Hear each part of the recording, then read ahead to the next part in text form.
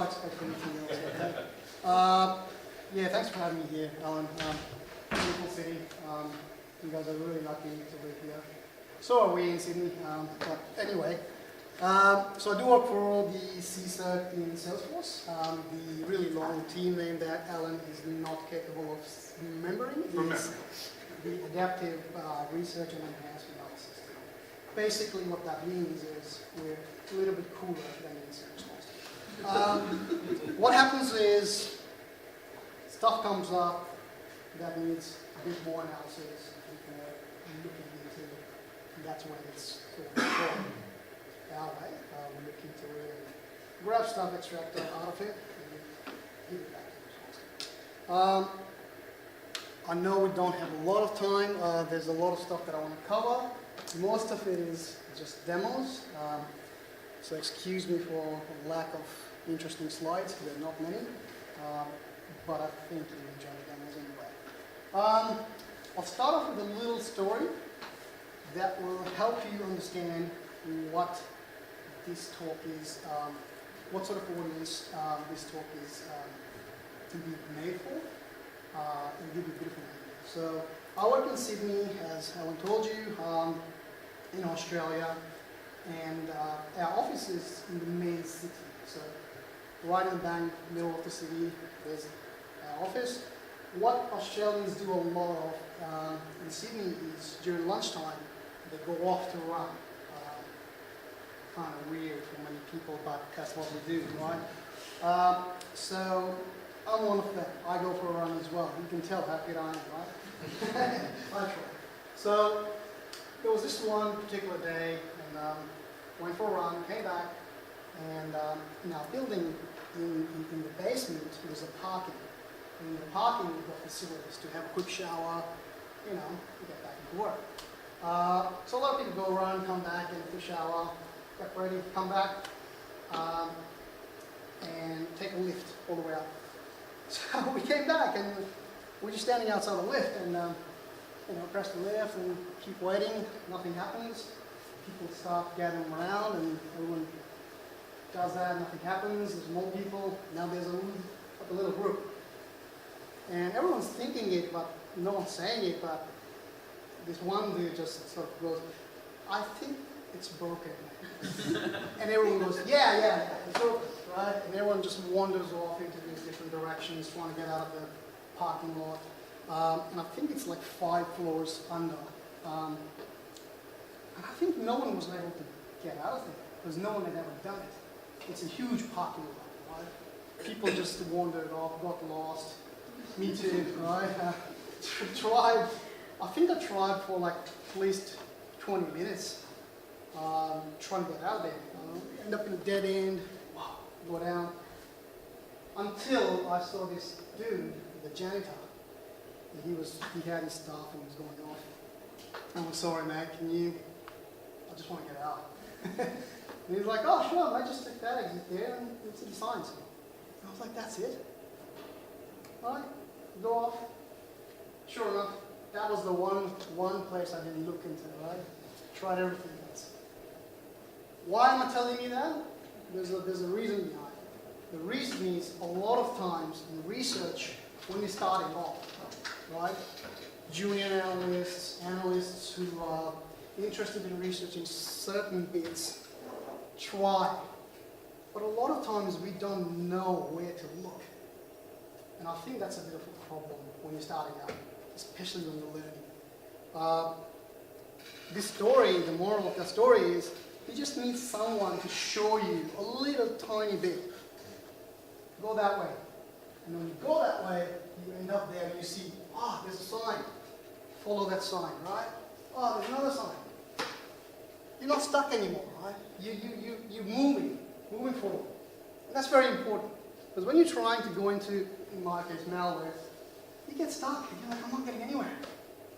I've been trying to do this for the last 7 days and not getting any results. I give up, right? Or I'll do something more useful. I'll go out. Sure enough, 6 months later, same building, same stuff, exactly the same thing happened, right? People are pressing the button, nothing happens, right? Guess what, this time? Take it easy, guys. Follow me. I needed that one bit. And that's all I needed. I don't want to learn the whole blueprint of the building, right? The janitor would know everything, because that's his job, right? That's all he does. I don't need that. I just need results that I need at that particular time. I just want to go, signs, out, that way. Now, before this turns into a TED Talk, let's get into the actual presentation, right? Quickly, like I told you, the slides are pretty shit. I just sort of made them up. But the demos are all live, so they will definitely go wrong. Okay? They will go wrong. All right, quick look at what we're going to do. Quick introduction. I don't think I need that anymore. You already know who I am. Tools. We'll look into a couple of tools. What we need. Flow. Now, flow is really important, right? There's a lot of people who jump into malware analysis, threat intel, a lot of buzzwords, but a lot of time I come across people who don't know the basics, like the actual flow. How does it happen, right? Yeah, malware happens, right? This is an infection, and this is disrupting, and this is causing us a lot of grief. How does it actually flow from point A to point B, and C, and so on and so forth until it's all done? We'll quickly touch that. Oh, sorry. Execution, I'll tell you a little bit about that. And then these two are the demos. So we'll quickly have a look at the download of malware, and then the payload that is actually downloaded. We'll try to see how it works and all that. Some IOC stuff we'll extract, and some contact details in the end. All right, Supersonic malware analysis. Is there anyone old enough here, like me, to understand, to not understand, to remember Need for Speed? Not the game, not the game. Older. I feel the need for speed. Top Gun. Yeah. All right, now we're talking. Now we're all in. It'll come back. They're remaking it, so. Really? Yeah. Wow. No, they're sequels. It's a sequel. Yes. Ah, cool. All right. All right, so Supersonic malware analysis, as the name says, supersonic. So we need results, we need them fast. We don't have the luxury of 3 months of research, right? We need it now. We're going to get into that. That is supersonic malware analysis, really fast analysis, but the right way.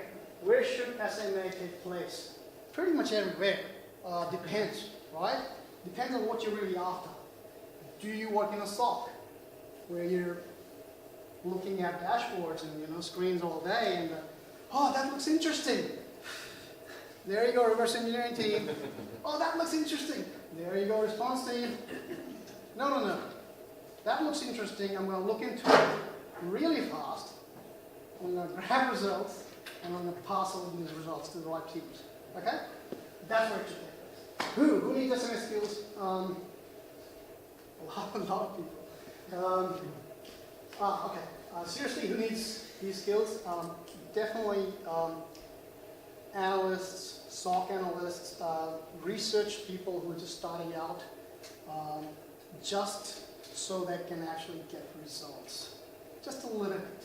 We don't need the entire treatise on certain malware, right? We just need enough for them to be able to, one, show results, and two, have just enough interesting bits and pieces of research so that they keep going on. Why there is a need? That's an interesting one. A lot of times, what happens is, this is how, at least the big companies work, right? You've got a SOC, then you've got a response team, which is complemented by other teams, right? You've got threat intel, you've got detection, all that stuff. And then within those teams, you've got specialized units who look into stuff even deeper. Really good concept. That's how it should be. No dramas there. Oh, the only tiny problem with that is the SOC analyst never really gets to do stuff, to be able to jump here, here, here, here. Career progression, very important in this line, right? All of us who work in IT security know that there's a big shortage. In Australia, we need people, right? We don't have enough people. Don't know how it is in Europe, probably the same. America probably has a bit more, but America's far bigger, so they need a lot more. This should allow people starting out in research to get results and show them to the team, to other teams, to the management, to the leadership teams, so that one, they can progress, two, they're actually being really useful, rather than just going, hey, there's just a line of error. Who looks at that? And three, it's just cool. I mean, yeah. Okay, basic tools needed. This is literally the basics, all right? There's many more. The internet is full of them. There's this tiny little unknown site called GitHub. Binary viewer, just a quick look at the binary, right? A lot of malware, a lot of proper malware is honestly Windows portable executables. There is Linux malware, I know, there is Mac malware. How much? Not much. Binary viewer, quickly look at it, see what it is, grab just the basic information about the malware. Process controller. This is usually something that's skipped over. A lot of people don't use it, but it's, in my opinion, one of the most important tools. What it does, a process controller is literally a tiny, tiny program that allows you to control the execution of the process. When we do the live demo, you will understand why it's really important. Because a lot of times, to give you a little bit info right now, a lot of times malware executes in ways you don't think it will, ways you can't really control, because if you try to control, the whole execution breaks down, and then you've got nothing, right? We want to execute this, but we want to execute it in a controlled way, where we tell it, right? We say man a lot in Australia, okay? Dude, stop, not now, okay, now, all right? So we actually control it. That's really important. I'll show you a really cool trick with that. Process infographic. This is something we all probably already know about, right? Sysinternals, everyone's heard of it, used it in some form. They've got one tool that they released way back when sysinternals came out, called Process Monitor. It basically grabs all the processes that are running, you can monitor them.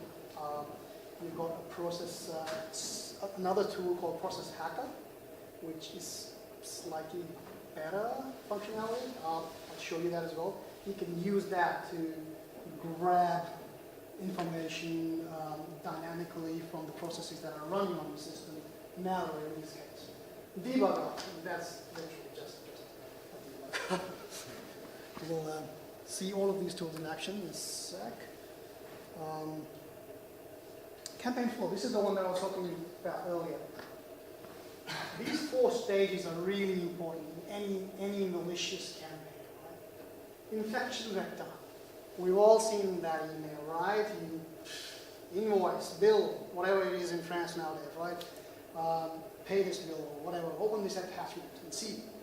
Most of the times it's just that. Sometimes it could be something else. It could be a drive-by. It could be, you know, people still plug USBs. Yeah, they do. From there on, it gets to the next stage, which is initial malware, which is literally the stuff that you're opening. For example, an attachment. That that macro is the initial malware. Your Word doc, which you think is a Word doc, invoice or a bill or electricity, whatever. Where is that parking fine guy?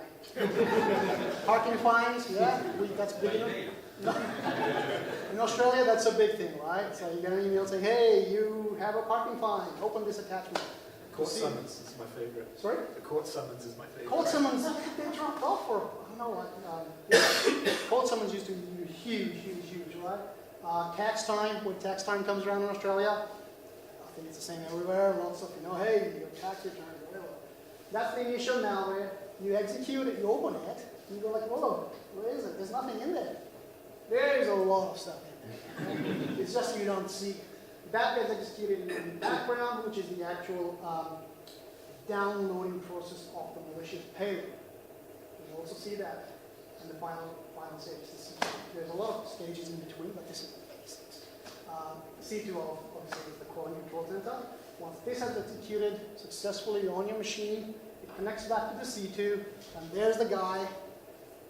I could drop off some weird last name. I won't do that.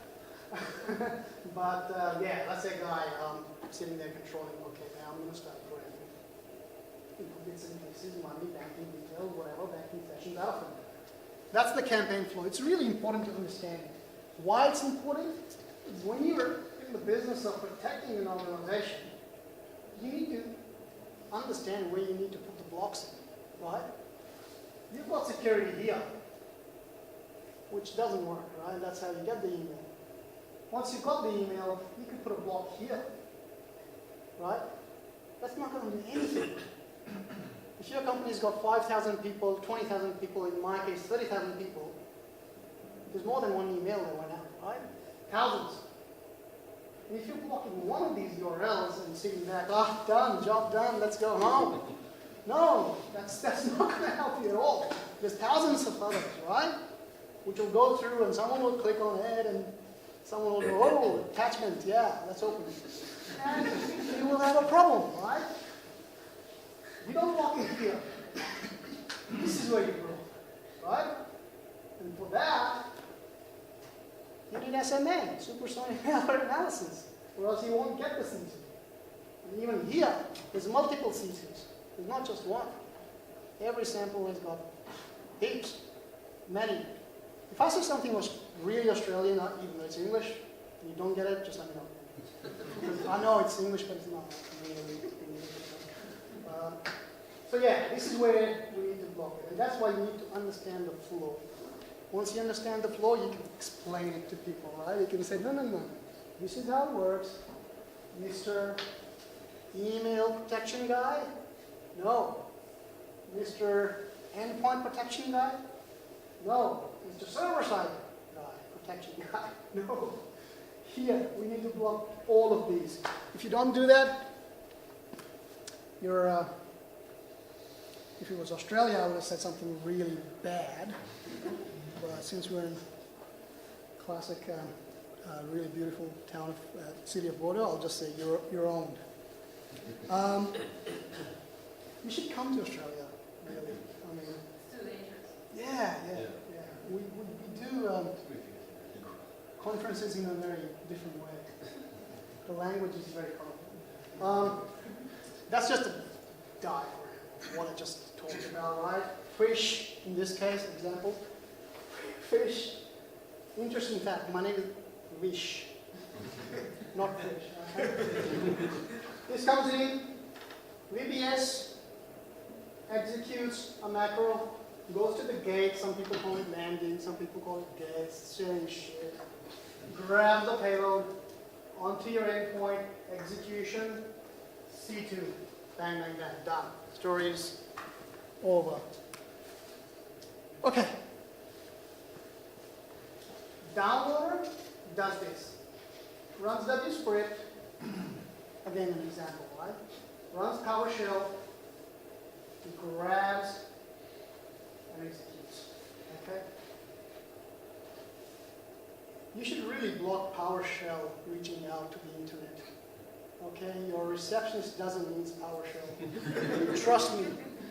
Okay? Well, most people don't need PowerShell to be able to go out to the internet, grab stuff, write it to the disk, and then execute. None. That's the downloading bit, that's the payload, right?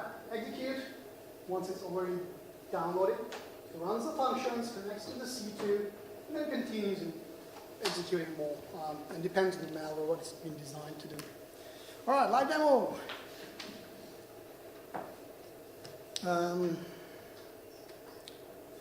We'll start off with the downloader. I'm running to. You've got plenty of time. Yeah, Don't okay. worry. We'll go up to 12:15. Lunch isn't here yet, so Okay, that's. awesome, because this will definitely run over time. Yes, please. It's fascinating, so please do. Thanks, guys. Paid invoices. Sounds familiar, right? So I'm skipping all the phishing bit, right? The email comes in, we all know that. So once this has been downloaded onto your disk, someone will open it at some point in time.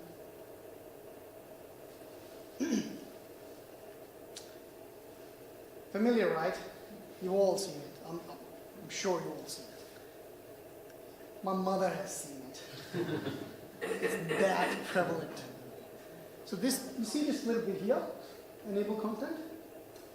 When you do that, it literally just executes command in the background. I like doing this when I do this with my teams, and I run these globally because we're a global company. Our CSET is global. America, we're based out of Herndon, Virginia, Dublin in Europe, and Sydney in Australia. And I do this sometimes within the team. Before this, I used to work for a major bank. Used to do it at the interbank conferences and stuff. I'll quickly show you the hard way, the long way of doing it, because you need to know. All right, you need to understand. Then I'll show you a really quick way, a really trick way of doing it without having to get into it. The reason I do that is because if I could just give you the trick bit, right, and you'd be like, hey, just don't waste that time. Give us the trick bit, off we are. That'll work, but if something goes wrong, you wouldn't have enough knowledge about the hard bit to fix it in the quick trick bit. So, quickly do that. I'll quickly show you. I won't go too much into it because I really want to go into the actual payload. Let me see. There you go. So that is lots of code, right? I mean, you give that to someone, people go like, what is it? So this has been heavily obfuscated, right? So they've written the code, they've run it through a heavy obfuscator, and this is what you get. Really hard to understand. I'll show you how to deal with these things in a sec. See? There's more. There's heaps. It doesn't end, right? All of that stuff to run just a little tiny piece of code. Now, the trick with these is you literally look for a function that tells you what it does. Self-explanatory, right? Auto open. You click it, the macro runs. It opens. And once you start executing more and more, it starts gathering all these bits together. It starts forming a little command that is run in the background. We don't have the time to follow this, but to give you a bit of an idea, just start here, and look beyond all of this. All right? You've all seen, I'm guessing you've all seen the Imitation Game, the movie, right? So it all looks really hard because it's supposed to look hard to you. Once you start digging in, it will start making sense. And the more sense it makes, it'll start opening up to you. Bit by bit, just like Alan Turing. So ignore all of this stuff here. The next thing that you can actually read, run. Okay? Now, two variables here, right? This and this. I'll leave it to you guys, but before I just leave it, I'll show you something quickly. Good old line, right? That's the first. Oh, sorry, the current project, not the module. There's 4 modules in this project. There you go. See? Now, what I like doing is something really cool. And you can call it anything you like, right? Replace all. Oh, sorry. Come on. Or replace it. 3 replacements, all right? So already I know there's 3 occurrences of the same variable. And there you go, right? Make it readable, bit by bit by bit. Once you've got all of that stuff done, just follow it, all right? Just follow it, and you'll see the whole picture unfold. Now, the fast and tricky way. We don't have time, right? Okay. Sysinternals to the rescue. One more time, right? We'll fire off this tool called procmon, process monitor. Quickly set a filter in. Don't care about the architecture. Process name.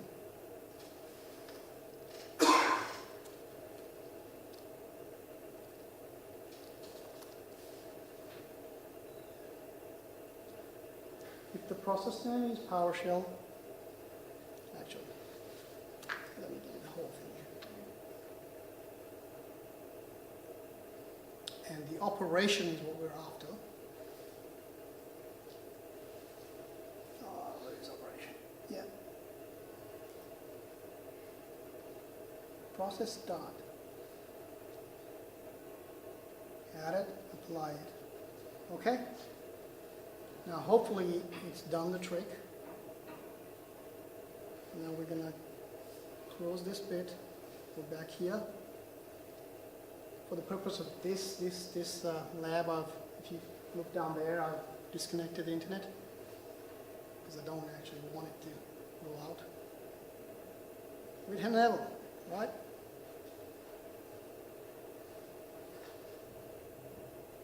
And there you go. Right there. This is the fast and tricky bit, all right? 2 seconds, you've got the entire thing. Go in there, and here's the actual command. See? It's really big. Let me just quickly paste it here. And there you go. That whole bit that you're seeing is the actual shell code.